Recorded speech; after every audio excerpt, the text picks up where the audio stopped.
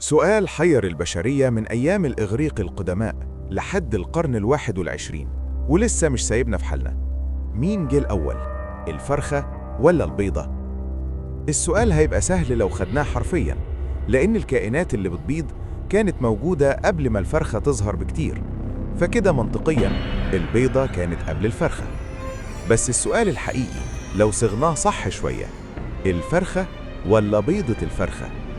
هنا الموضوع يدخل في دايرة السبب والنتيجة. يعني لو الفرخة بتطلع بيضة، طيب البيضة دي جت منين؟ من فرخة تانية أكيد، والفرخة التانية دي برضو طلعت من بيضة. يبقى مين اللي بدأ؟ تعالوا نشوف فريق الفرخة. أبحاث بتقول إن في بروتين مهم جدا لتكوين قشرة بيضة الفرخة اسمه OV17، والبروتين ده موجود بس في مبايض الفرخة. من غيره قشرة بيضة الفرخة مستحيل تتكون. يعني من غير فرخة مش هيبقى في حاجة اسمها بيضة فرخة، وبكده الفرخة هي اللي كانت الأول. بس الكلام ده كله واقف على تعريفنا أصلا يعني إيه بيضة فرخة. هل هي بيضة اتبيضت من فرخة ولا بيضة جواها فرخة؟ أكيد الفرخة اللي فيها بروتين OV17 لازم تكون جت من حتة.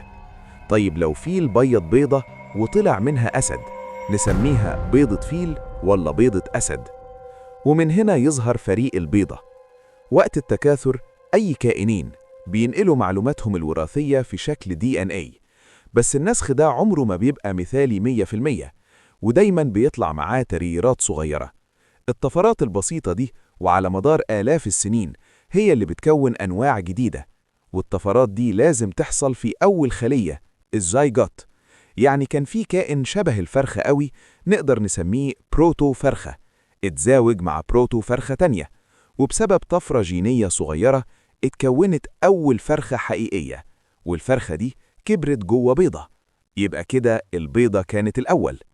فريق الفرخة هيقول لأ، دي كانت فرخة جوه بيضة بروتو فرخة. بس الحقيقة إن مفيش طفرة واحدة تقدر لوحدها تعمل نوع جديد فجأة. إحنا البشر بنحب نسمي ونقسم الكائنات، بس التقسيم ده على أساس وضعها دلوقتي، مش على اللي كان من ملايين السنين. التطور بيحصل ببطء شديد، لدرجة إن مفيش ولادة واحدة نقدر نقول عندها هنا البروتو فرخة بقت فرخة.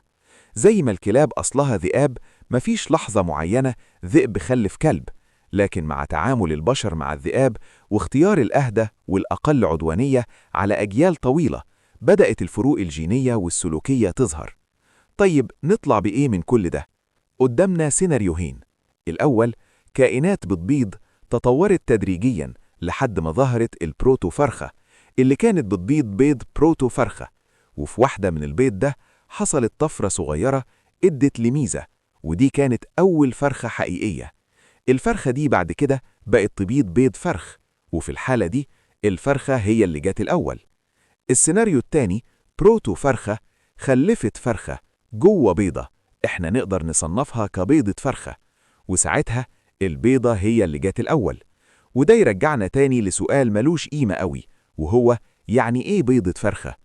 بس في الآخر حاجة واحدة كلنا متفقين عليها، سواء كانت بيضة فرخة ولا بيضة بروتو فرخة، أول فرخة حقيقية جت من بيضة، يعني البيضة هي اللي جات الأول. عندك سؤال محيرك؟ اكتبه في الكومنتات، وما تنساش تعمل اشتراك علشان توصلك فيديوهات علمية كل أسبوع.